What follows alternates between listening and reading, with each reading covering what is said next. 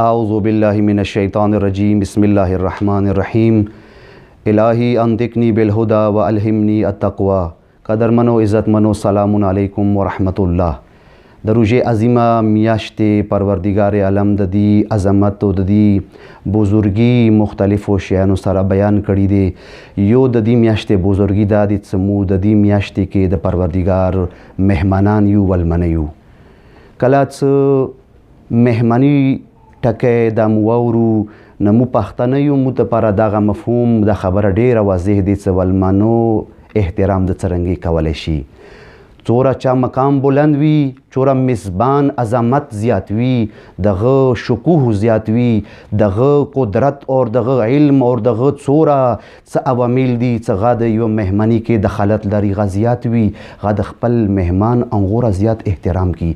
که چا بیا مهمان د مو غوندې ناچیز و گناهگار انسان وي، بیا چا میزبان د خدا و مند متعال کریم و رحیم غوندې ذات وي، انسان اندازه ولګي څومره غټ افتخار دی دا مو دپاره چې د مو میزبان پروردګار عالم دی.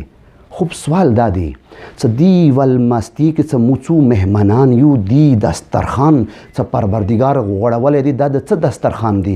آیا دغه کومې مادي غذاوانې چې مو دنیا کې خورو دغه دسترخوان دی او دا د پروردګار عالم نعمتونه دي خدای طرف نه دي؟ لیکن دی مهماني کې دغه دسترخوان باندې دغه شیان نه دي.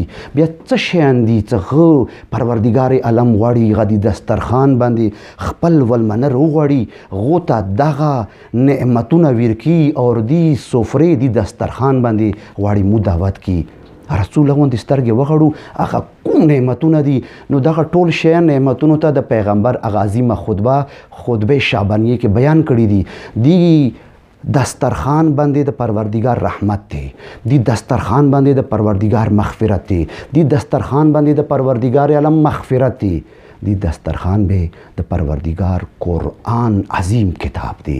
د عظیم کتاب چې د مو زندگی کچیرې غواړو ښایسته شي کامیاب شي هغه د دې کتاب باندې عمل سره دی. لیزا رسو دا دسترخوان چې د قرآن دسترخوان دی، دغه میاشت قرآن لکل شیء ربیع و ربیع القرآن شهر رمضان، د هر یو شي بهار وي، د قرآن بهار روژې میاشته دی. څرنګې دا بهار دی، څرنګې دغه خدای دسترخوان دی. پیغمبر د ما او تاسو ته وي چې او د دنیا خلکو تاسو غواړو کامیاب شو، تاسو غواړو چې کله دنیا نه څو مرګ د شهیدانو میلاو شي، تاسو غواړو چې تاسو قیامت سختې ورځې باندې نجات وګورو، تاسو غواړو مختلفو مشکلاتو ته تاسو ته نجات میلاو شي. زه درته لیاره ښیم، نسخه درته زه ښیم، فارموله زه ښیم. پیغمبر وي ان اردتم عیش السعدا، که تاسو غواړو څه کامیابه زندگی وکړو، که تاسو غواړو څه تاسو موت الشهدا، که تاسو د شهیدانو مرګ غواړو، مو کې څوک دي چې هغه کامیابه زندگی نه غواړي؟ مو کې څوک دي چې هغه شهیدانو مرګ نه غواړي؟ پیغمبر د مخکې دریم شی بیاني والنجات یوم الحسره، قیامت ورځې به ټول افسوس کی، هغې افسوس کې نجات غواړو. دا د غواړو او موږ ټول غواړو. یا رسول الله مخکې د پیغمبر څه وي والظل یوم الحرور، آیا د قیامت هغې ګرمې ورځې باندې سیوره نه غواړو؟ موږ ټول غواړو. مخکې د پیغمبر وي څه والهدى یوم الضلاله، غواړو تاسو ته هغې ګمراهي چې ټول به ورک وي یو بل نه، هغه کې تاسو هدایت وشي. دغه پنځه شیان که تاسو غواړو زه درته یوه لیاره ښیم، فدرسو القرآن، تاسو قرآن به ځان پوه کړو، تاسو د قرآن خپلې زندگی ته راولو، د قرآن آیتونو باندې عمل وکړو. فانه کلام الرحمن، دا د رحمان کلام دی. ورجس من الشیطان، دا شیطان مخکې ډال دی، کنګال دی. تاسو اور د شیطان مانس کې دا معنی دی رکاوټ دی.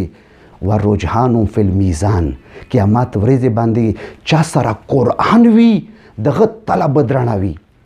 سامعین محترم، قدرمنو، عزتمنو، د خدای دسترخوان باندې قرآن درسونه دي، د آیتونه دي. مو مهمانان یو، رسو سعادت منه زندگی، رسو د شهادت مرګ، یوم الحسره ټول به مو افسوس کو، هغه باندې نجات میلو شي. هغه ورځ څه ګرمي ورځ به وي، هغه باندې مو ته سیوره میلو شي. هغه ورځ څه ټول به یو بل نه ورک وي، ګمراه به وي، مو ته هدایت میلو شي. پیغمبر د وي څه تاسو قرآن طرف ته مراجعه وکړو. قرآن داسې نسخه دی ځکه مودي باندې عمل وکړو هم به مو دنیا ښایسته شي هم به آخرت ښایسته شي. والسلام علیکم ورحمة الله وبرکاته.